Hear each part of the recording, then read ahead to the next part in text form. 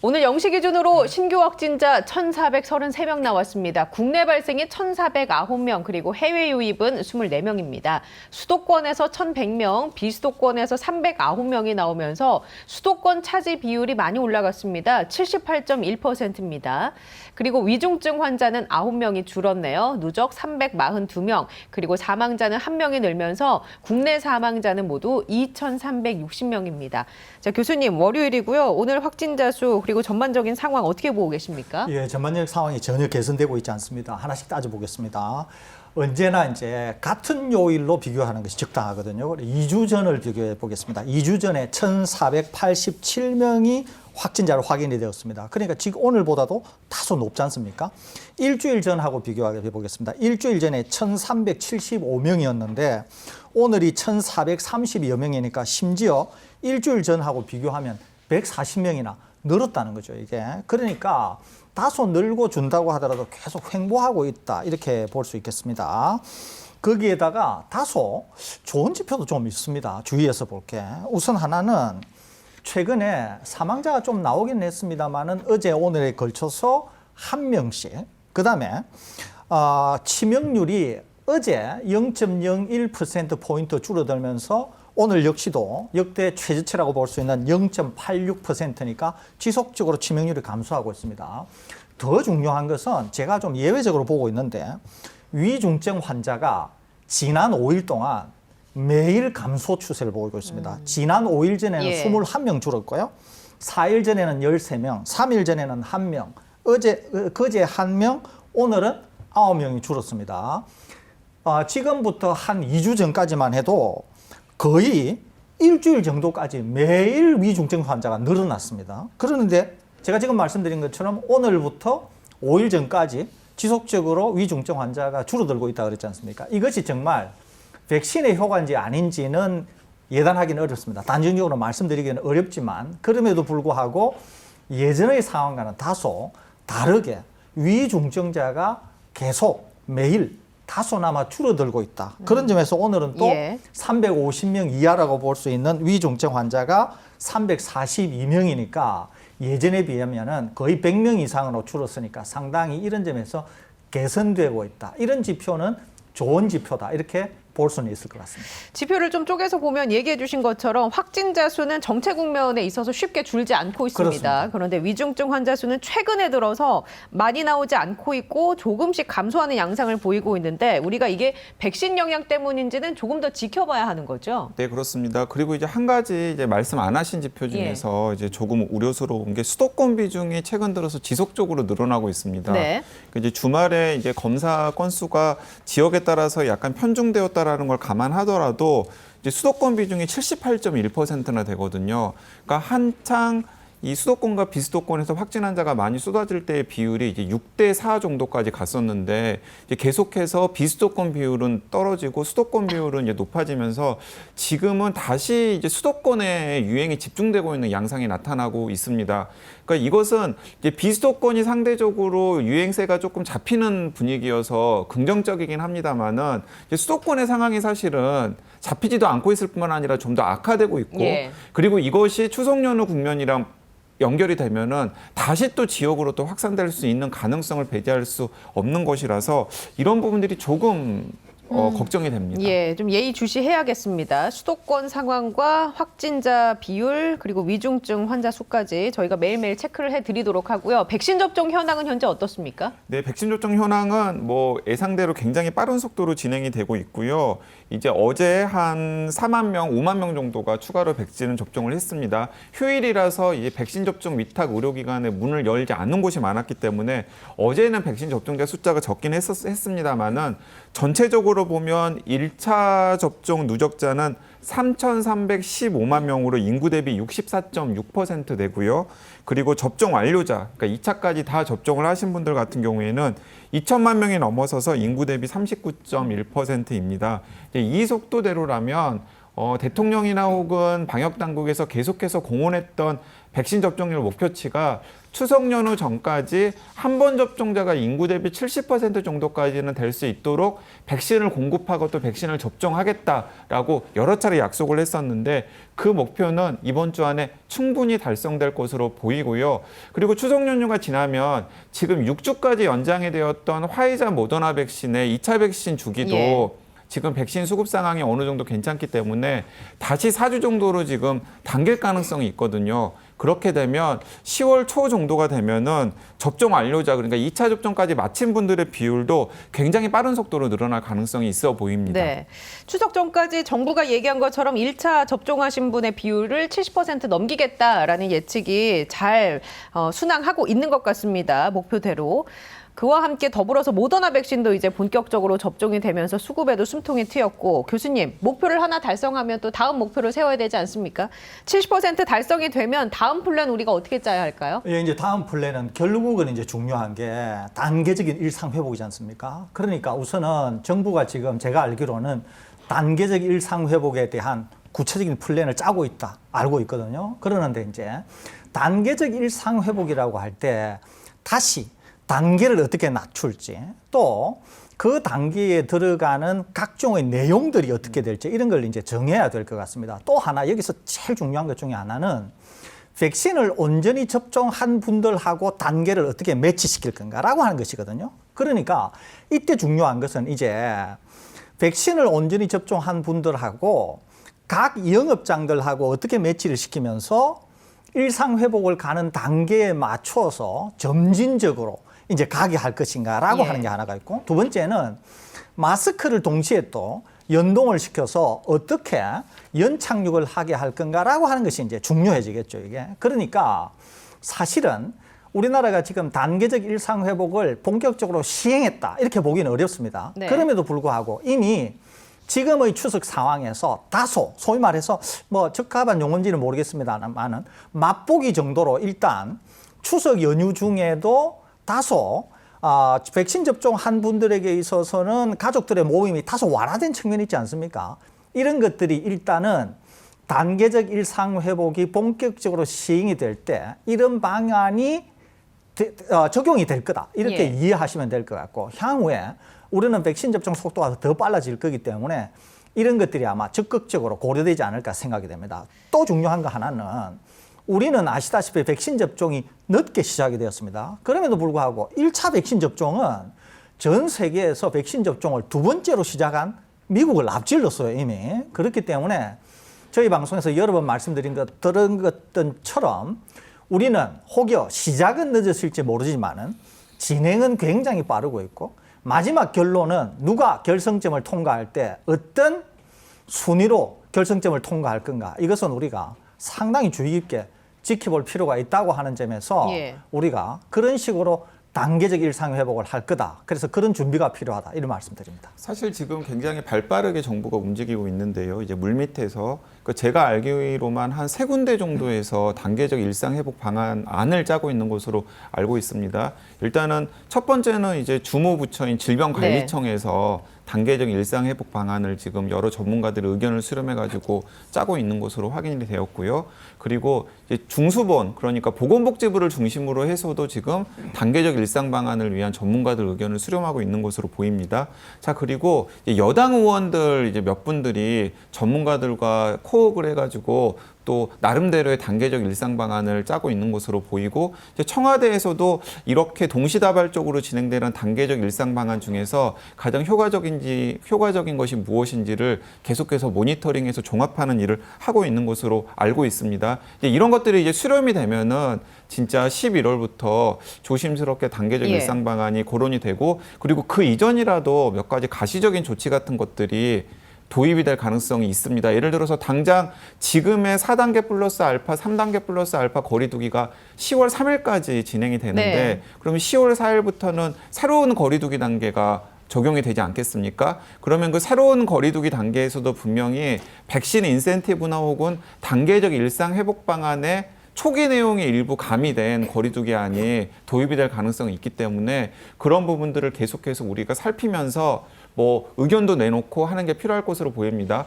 그 지난 금요일에도 말씀을 드렸습니다만은 이 코로나 특보를 보시는 시청자들 중에서도 단계적 일상 회복 방안에서 고려되어야 될 것들을 본인의 본인이 가지고 있는 어떤 예. 그런 생활 감각이 있지 않겠습니까? 뭐 직장이라든지 아니면 생활을 하면서 느끼는 감각에 입각해가지고 제안을 해주시면 이제 설대우 교수님이나 제가 또 그걸 받아가지고 이제 적극적으로 방송에서도 이야기를 하고 또 여러 가지 채널을 통해서 지금 단계적 일상회복 방안을 고민하고 있는 쪽에다가도 제안을 드리도록 하겠습니다. 예, 저희가 얘기를 해서 실현된 것도 또 몇 가지가 있으니까 네, 주저하지 마시고 댓글로 좀 달아주시기 바랍니다.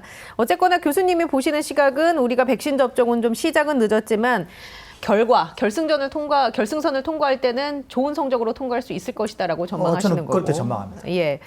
단계적 일상 회복과 관련해서 9월 13일에 뉴시스에서 나온 기사인데요. 게임 체인저 먹는 치료제 1인당 90만 원 만만찮네라는 기사와 더불어서 치료제 얘기를 좀 해보도록 하겠습니다. 우리 정부가 글로벌 제약사를 상대로 협상을 진행 중이다라고 밝혔는데요. 지금 일단 치료제 상황이 어떻게 굴러가고 있는지 좀 얘기를 해주시고 덧붙여서 해설을 해주시기 바랍니다. 네, 지금 크게 한 3개 제약사 정도에서 치료제를 개발 중인데요. 일단은 MSD, 그리고 화이자, 그리고 스위스 제약사인 로슈 같은 다국적 제약사에서 이 코로나19 먹는 치료제를 지금 경쟁적으로 개발을 하고 있고요. 사실은 그 치료제를 개발하고 있는 제약사들에서 만들고 있는 약들의 기전은 조금씩 다릅니다. 기전은 조금씩 다르지만은 일단 목표는 무엇이냐면 하루에 한 알이나 두 알 정도 먹어서 이 몸에 들어온 코로나19 바이러스의 증식을 억제해서 중증으로 이어지는 것을 이제 막는 것을 목표로 하는 먹는 치료제를 개발 중이고요. 이제 가장 앞서가고 있는 곳이 MSD에서 개발 중인 예. 먹는 치료제입니다. MSD에서 개발 중인 먹는 치료제 같은 경우에는 지금 임상 3상이 진행 중이고요. 그래서 미국 같은 경우에는 일단은 협상을 해서 선구매 주문을 일단은 MSD에 넣어놓은 것으로 언론을 통해서 알려지고 있고요. 예. 낙관적인 전문가들 같은 경우에는 1상이나 2상의 경우를 봤을 때 3상 결과도 어느 정도 유의미하게 나올 가능성이 있기 때문에 연내에 긴급 사용 승인이 되어서 게임 체인저까지는 아니지만은 어쨌든 간에 현장에서 임상에 활용이 될 가능성이 있을 수 있다라고 이야기를 하고 있고 국내외 전문가들 가운데 좀 더 낙관적인 분들 같은 경우에는 예. 이렇게 먹는 치료제가 도입이 되면은 자가치료랑 그러니까 뭐 생활치료센터라던가 경증의 경우에는 생활치료센터라던가 아니면 병원에 입원하지 않고도 이 먹는 치료제로 바이러스 증식을 억제하면서 가정에서 치료하는 암까지도 가능할 수 있지 않겠느냐라는 예. 이제 낙관적인 전망을 하는 전문가들도 있습니다. 하지만 그 기전을 염두에 두는 전문가들 같은 경우에는 회의적인 목소리를 내시는 분들도 있는데요. 아마 설 교수님께서 그 이유를 예. 좀 설명해 주시라고 생각합니다. 그 약값이 1인당 90만 원이 넘을 수도 있다라는 얘기가 있는데 그 한 라디오 프로그램에서 백영택 중앙방역대책본부 상황총괄 단장에게 질문을 했나 봅니다. 그랬더니 아직 계약을 체결하는 단계라 계약 사항에 대해 다 말씀드리기는 어렵지만 비쌀 것임을 약간 시사하는 그런 발언을 했어요. 사실은 방역당국 입장에서 고민이 많을 거예요. 왜 고민이 많냐면 지금 약값이 만만치가 않잖아요. 네. 그러니까 MSD나 화이자나 로시 같은 기업은 뭐 백신에서도 화이자가 보여준 행태에서 알 수 있듯이 한몫 당겨보려고 지금 엄청나게 지금 로비 그리고 마케팅을 지금 공격적으로 하고 있는 상황입니다. 그러니까 우리나라 같은 경우에는 미국이라던가 혹은 유럽 정부들의 추이를 살피면서 어쨌든 간에 어느 정도 규모에서 어느 정도 선구매를 할지 예. 같은 것들을 지금 결정을 해야 되는 상황인데 백신 트라우마가 있지 않습니까? 예를 들어서 작년 여름에서 가을로 넘어가는 시점에서 우리나라가 이제 화이자 백신이나 아스트라제네카 백신을 공격적으로 구매를 하지 않았고 그렇게 공격적으로 구매를 하지 않은 것 때문에 올해 내내 두고두고 지금 얻어맞고 있지 않습니까? 그러니까 그런 점을 염두에 둔다면 약간의 불확실성이 있고 약값이 좀 비싸다고 하더라도 미국이나 혹은 유럽 나라들을 따라서 좀 선구매를 해야 될 텐데 만약에 선구매를 하고 나서 임상 3상 결과 뚜껑을 열어봤더니 좋지 않다. 이게 결과가 그다지 신통치 않은 것으로 나오면 완전히 그거 다 날리는 거거든요. 그러니까 예산이 362억 원이 배정이 됐네요. 3만 8천여 명에게 투여가 가능한 정도의 예산을 배정했다고 보도상은 나오고 있습니다. 뉴시스 기사로는. 자, 교수님 얘기해 주시죠. 해설. 예, 우선 이제 죄송합니다. 총론은 이겁니다. 총론은 예. 지금 우리가 어쨌거나 백신이 있잖아요. 백신이 있는 상황에서 먹는 치료제, 그러니까 치료제가 투여, 그러니까 복용 내지 투여가 불편할 경우에는 광범위하게 사용하기 어렵습니다. 그러니까 예를 들면 뭐 정맥 주사 형태로 해야 된다. 이럴 경우에는 이제 병원을 방문해야 되고 대규모로 사용하기가 어렵다고 하는 점이 있는 거죠. 그런데 이제 지금 다 거론되고 있는 게 경구용, 그러니까 먹는 치료제라는 거죠. 그러니까 여기서 먹는 치료제는 하나같이 투여 내지 복용이 굉장히 편리한 거잖아요. 그러니까 백신에다가 복용 편리성이 있으면서도 굉장히 좋은 치료제가 나온다. 이러면 이거는 확실히 게임 체인저가 됩니다. 그날부로 우리가 거의 일상 회복을 가도 될 정도로 된다는 거죠. 이게. 예. 그런데 이제 질문은 이거예요. 그러면 지금 얘기가 되고 있는 경구 치료제가 어떤 거냐라고 하는 거죠. 어떤 거. 그런데 지금 심지어는 약을 잘 모르는 많은 전문가들도 타미플루와 비교를 하고 있거든요. 타미플루가 경구용 치료제인 것은 맞습니다. 그런데 타미플루와 지금 나오는 약들은 근본적으로 달라요. 어느 정도로 다르느냐. 그걸 우리가 살펴볼 필요가 있는 거죠. 그러면서 과연 지금의 약들이 나오면은 게임 체인지가 될 수 있느냐? 우리가 과연 일상 회복으로 갈 수 있느냐? 한번 보자 이거죠. 자, 제가 자료를 갖고 왔는데요. 자료를 보면서 제가 여러분들에게 하나씩 아주 소상하게 설명을 드리도록 하겠습니다. 제가 가져온 첫 번째 자료는 독감, 즉 인플루엔자 A, 이것이 우리에게 가장 치명적으로 독감을 일으킵니다. 인플루엔자 A 바이러스의 구조인데요. 이렇게 생겼습니다. 이렇게 독감 바이러스 구조가 안에는 RNA가 조각으로 7개 내지 8개로 되어 있고요. 바깥 표면에 아주 중요한 단백질이 두 종류가 있습니다. 두 종류. 하나가 HA라고 표현이 되는 단백질이 하나가 있고 이것이 코로나19에서처럼 스파이크 단백질의 역할을 합니다. 세포 표면에 붙어서 세포 안으로 들어가게 하는 작용이 이 헤마글루틴이라고 하는 HA입니다. 그리고 바이러스가 세포 안으로 침투되게 되면 새끼 바이러스를 많이 만들겠죠. 새끼 바이러스를 만들어서 세포를 탈출하게 될 때 어디에 꼬리가 잡히느냐 하면은 요놈이 꼬리에 잡혀가지고 탈출을 못하게 돼요.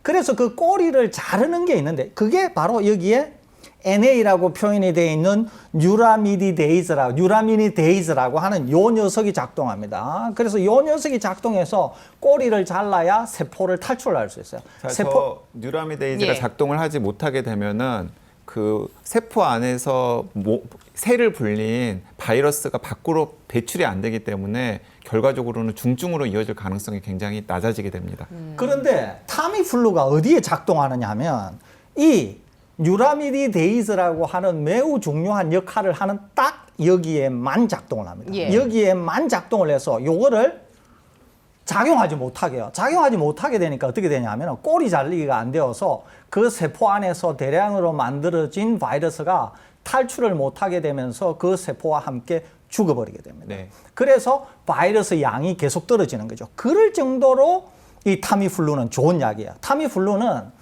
우리 몸에 있는 다른 것을 건드리지 않고 오직 이 NA라고 하는 효소에만 작동을 하는 거죠. 그러니까 정말 좋은 약입니다, 이게. 그러는데 지금 거론이 되고 있는 코로나19 치료제가 어떤 거냐 하면은 이런 것들인 거예요. 자, 한때 말라리아 치료제인 클로로퀸, 또 하이드록시클로로퀸, 또 지금 사용이 되고 있는 렘디시비르.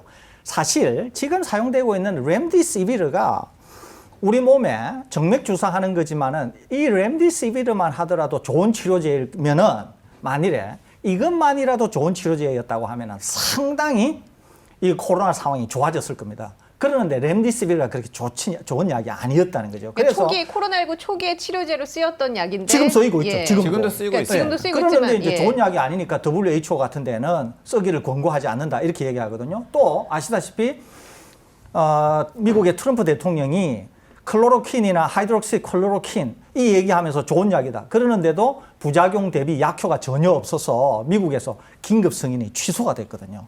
그러는데 지금 강 기자님이 크게 세 종류의 코로나19 치료제, 먹는 치료제를 얘기하셨지만 제가 두 가지를 들고 나왔거든요. 두 가지. 하나가 아까 MSD라고 말씀하시는 몰크에서 개발이 되고 있는 몰뉴피라비르 피라비르라고 하는 약이 있습니다. 이거는 저 제일 지금- 끝에 예. VIR이 바이러스에 대항하는 약이다. 그 말입니다. 이 몰뉴 어쩌고 하는 이 약이 하나가 있고, 두 번째가 파이저가 개발하는 복합제가 있어요. 로피나비르라고 하는 거하고 리토나비르라고 하는 복합제인데, 이것은 칼레트라라고 하는 이름으로 잘 알려져 있습니다. 멀크에서 개발하는 이 약은 뭐냐면 원래 인플루엔자 바이러스용으로 개발하던 거였어요. 그러는데 타미플루가 너무 좋은 약이라서 개발에 실패한 약이죠, 이게.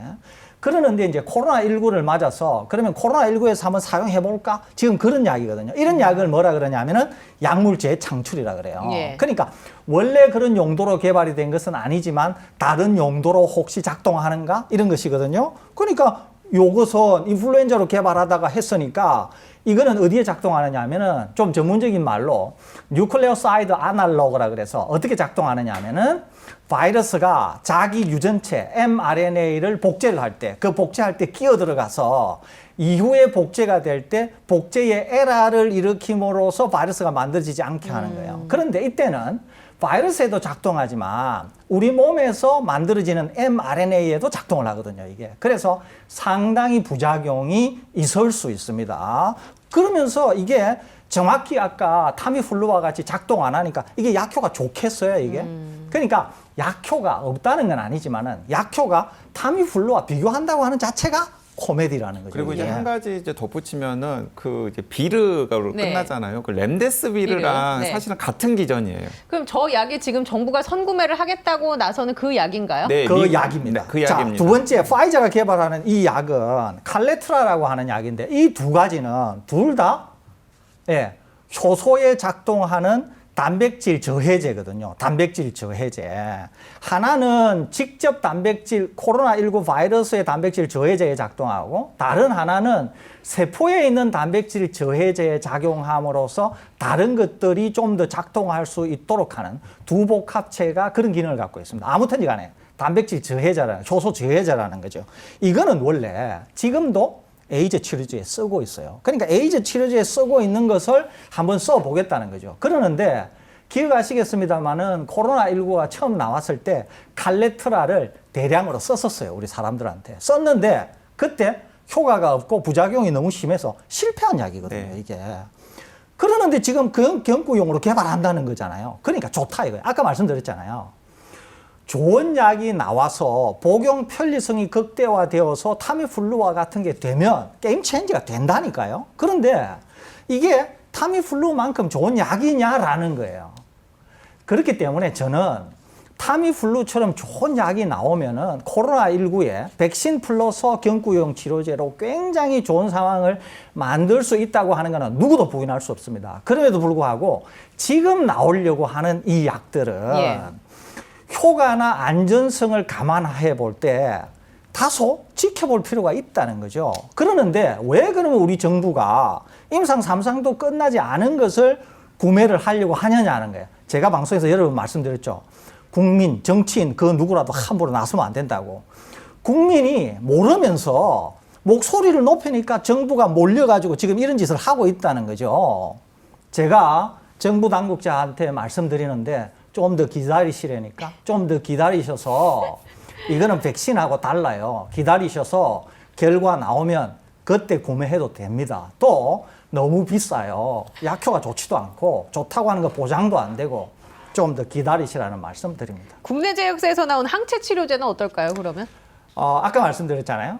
항체 치료제가 되었던 뭐가 되었던 일단은 복용 편리성이 좋아야 됩니다. 이게 그렇게 되어야 자가에서 치료가 가능하고 일상 복귀를 하려고 하면 이제는 누구든지 쉽게 복용이 돼야 되거든요. 그런데 아시다시피 이 우리나라 대기업에서 개발한 항체 치료제는 정맥 주사 형태거든요, 이게. 그러니까 일단 복용 편리성이 좀 떨어진다는 거죠. 효과가 얼마나 되나 하는 것은 아직 우리나라 당국이 공식적으로 데이터를 발표를 하지 않았습니다, 이게. 그러니까 어떤 대상자들에게 얼마나 많이 어떤 용량으로 어떤 상태에 있는 사람에게 줬을 때 어떤 효과가 있는지 현장 데이터를 아직 공식으로 발표한 게 없어요. 그렇기 때문에 우리가 모르는 게 너무 많다는 거죠. 그러니까 단지 지금 저희들이 거론할 수 있는 것은 복용 편리성 또는 투여 편리성에 있어서는 다소 불리하다. 그렇지만 효과는 아직 모르기 때문에 이것은 저희들이 말씀드리기가 적당하지 않다. 그러니까 좋은 결과, 확실한 결과가 나오면 그때 한번 다시 다루어 드릴 예. 것을 약속드립니다. 자, 이게 설 교수님께서 굉장히 이제 꼼꼼하게 설명을 잘 해주셨는데요. 이제 제가 봐도 약간 좀 편향이 있습니다. 그러니까 이제 우리나라 전문가들, 언론에 인터뷰하는 전문가들도 사실은 약의 기전에 대해서 이제 많은 고민을 하지 않고서 그냥 장밋빛 전망을 이야기하시는 분들이 상당히 많으신 것 같아요. 그런데 기자 입장에서 제가 판단을 해봤을 때 같은 기전이었던 렘데스비르라든가 칼레트라의 약효가 굉장히 제한적이었거든요. 그러니까 인플루엔자 바이러스, 타미플루 같은 경우에는 그 인플루엔자 바이러스의 원킬 포인트를 정확하게 알고서 그 부분을 공략하는 약이기 때문에 여전히 효과가 있고 앞으로도 굉장히 오랫동안 효과가 있을 가능성이 큽니다. 근데 지금 과학자들이 아직 코로나19 바이러스의 원킬 포인트를 찾지 못한 상황에서 지금까지 나왔던 항바이러스제 여러 기전을 활용해서 지금 MSD라던가 아니면은 화이자 같은 곳에서 약을 개발하고 있는데 전례를 봤을 때 그 3상 임상시험 결과가 꼭 낙관적으로 나올지는 이제 뚜껑을 열어봐야 안다라는 것입니다. 그렇기 때문에 저도 조금 조심스럽게 접근을 하는 것이 맞아 보이고요. 그래서 저나 설대우 교수님께서 이 경구형 치료제에 대해서 좀 정확한 팩트를 여러분들께 전달해 드리는 것이고요. 이 국내 제약사에서 개발한 항체 치료제 같은 경우에는 그 국내 제약사를 응원하신 분들이나 혹은 항체 치료제에 기대를 가졌던 분들은 좀 이렇게 좀 답답해 하실 수도 있어요. 아니 글로벌 임상시험 결과에서도 상당히 좋은 결과가 나왔다고 하는데 왜 생활치료센터나 이런 데서 적극적으로 활용을 하지 않느냐. 방금 설 교수님께서 이야기하신 것처럼 복용 편의성이 떨어지기 때문입니다. 예, 정맥주사 형태로 놓기가 쉽지 정맥주사 않으니까. 형태로 놓기가 쉽지가 않고 예. 거기에다가 덧붙여서 비용 문제도 있어요. 가격도 엄청나게 비쌉니다. 이 지금 비싸다고 하는 MSD의 경구용 치료제와도 비교할 수 없을 정도로 가격이 비싸거든요. 자, 그래서 만에 하나 진짜 공격적으로 지금 생활치료센터에 네. 입소하는 모든 분들에게 선제적으로 항체 치료제를 놓는다 그러면은 분명히 효과는 제한적으로 있을 거예요. 저는 효과가 없다라고 생각하지 않습니다. 효과는 제한적으로 있는데 그렇게 했을 때 들어가는 비용이라던가 시간과 같은 자원 투입 대비 효과를 놓고 보면은 사실은 수지가 맞지 않기 때문에 네. 그걸 공격적으로 사용하지 못하고 있는 거죠.